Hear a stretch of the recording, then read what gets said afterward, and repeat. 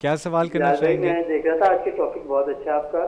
Thank you जी जी मेरे। बिलाल बिलाल भाई, मेरा ये क्वेश्चन था कि जब ताक खाते हैं इसमें इबादत के लिए सारी रात जागना जरूरी है? अच्छा, ठीक है, आपका बड़ा मासूमाना सा सवाल है, हम आपको अभी जवाब लेके देते हैं। जामे श्री करशी जामे श्री का गिफ्ट हैम्पर आपके लिए, चिल्तन प्योर का गिफ्ट हैम्पर आपके लिए, और न्यू मेट्रो सिटी लाहौर का गिफ्ट हैम्पर आपके लिए। पार्टिसिपेशन करने का बहुत बहुत शुक्रिया।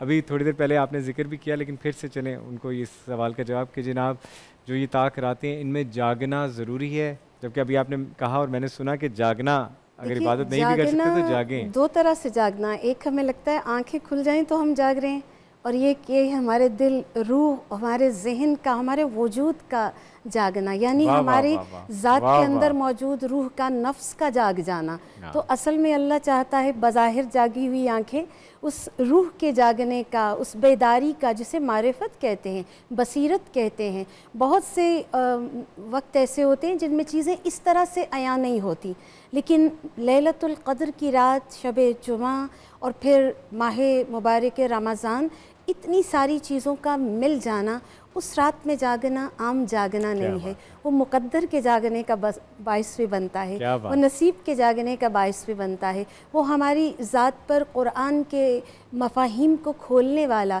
बहुत सी चीज़ें ऐसी हैं जो वक्त गुज़रने के साथ साथ हमारे सामने आया होती हैं। जैसे कुरान पाक में सूरह जासिया की आयत नंबर 29 है शायद, तो उसमें एक लफ्ज़ है इस्तंसा।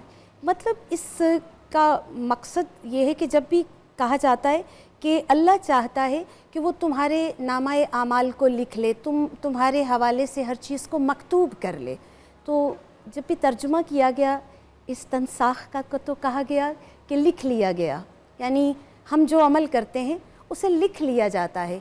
चूँकि उस ज़माने में सिर्फ़ कलम था, कागज़ था, लिख लिया जाता था, लेकिन जब आज हम इस पर रिसर्च करते हैं कुरान के मफ़ाहिम के आईने में, तो पता चलता है इससे मुराद लिख लेना नहीं है, बल्कि ऐसे जैसे सीसीटीवी कैमरा हर चीज़ को नक्श कर रहा है, एब्ज़ॉर्ब कर रहा है, एक तस्वीरी शक्ल में हमारे पास महफूज कर रहा है, तो अल्लाह हर लम्हे हमारे हर अमल को इस्तंसाख, यानी वो उस सब की एक वीडियो, ये मैं यूँ कह रही हूँ कि आज ज़माना वीडियो को समझ रहा है, बिल्कुल ठीक, हो बिल्कुल सकता है ठीक। आने वाले ज़माने में इसकी और बेहतर।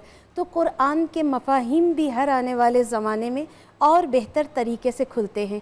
तो यकीनन हर लैलतुल क़द्र में हम एक सुभान कदम अल्लाह। आगे बढ़ते हैं, अल्लाह हमारे सामने रविशें खोल देता है। और हमने ख़ुद देखा कि हफ़्ज़ नामी एक सहाबी इमाम मूसा काज़िम के पास आए और आकर कहा कि ए इमाम, मैं चाहता हूँ कि मेरी तूल उम्र हो। कहा तुमने इतना जी लिया, अब मज़ीद जीने की तमन्ना इसलिए है कि तुम चाहते हो?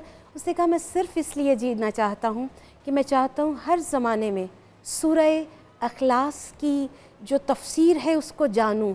अभी तक जितनी तफसीर मुझ तक पहुँची मैंने जान ली, हो सकता है आने वाले वक्तों में तौहीद के और मफ़ाहिम निकलें, मैं उसे दर्क करना चाहता हूँ। तो जब मौला ने ये सुना तो कहा कि ऐसे लोग जो इतना इश्क रखते हैं कुरान को जानने में, अल्लाह उनके लिए बरज़ख में उस्ताद का, अगर वो मर जाएँ इस शौक़ में कि वो इल्म पाए कुरान का, अल्लाह बरज़ख में उनके लिए एहतमाम करता है, उस्ताद मुकर्रर करता है, और हर रोज़ हर शब वो इल्म की अगली मंजिल पर। तो लैलतुल क़द्र भी इल्म के पैमाने पर आगे कदम बढ़ाने का नाम है, कुरान को दर्क करने की मंजिल पर एक कदम आगे उठाने का नाम है। ये सीढ़ियाँ हैं मारिफत की जो हम तय करते हैं।